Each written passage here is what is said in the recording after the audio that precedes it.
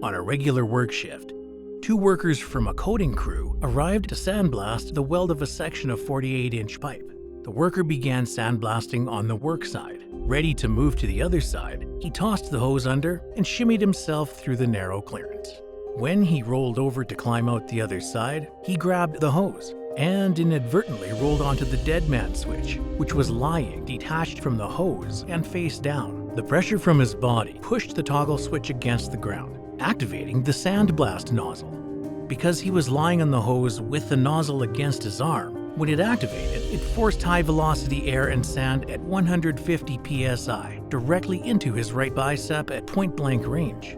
The pressure tore through his sandblasting suit, causing a deep laceration. This was a serious incident, and the worker required surgery to remove the abrasive blast media and air from his arm.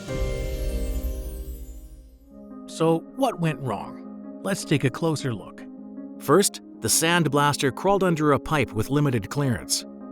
Whenever possible, the work should be coordinated to limit the need for workers to crawl under the pipe.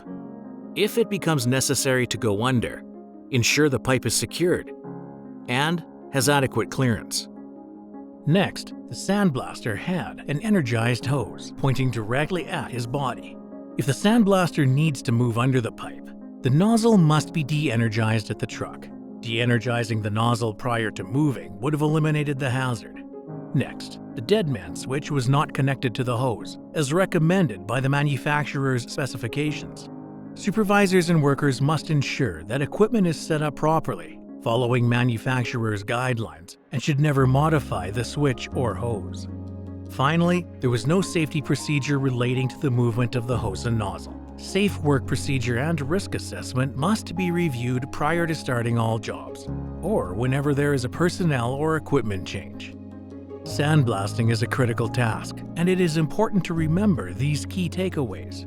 Ensure there is sufficient spacing under the pipe to safely perform tasks. The deadman switch must be de-energized when not in use, or when moving into a new position, and it should be installed as per the manufacturer's specifications. The sandblasting hose must not be pointed or in direct contact with the body. All workers performing sandblasting activities must understand and follow the safe work procedures put in place for this task. As a worker, you have the right to refuse unsafe work. If you have reasonable cause to believe that performing a work process or using a tool or machine puts you or someone else at risk, you must not perform the job or task.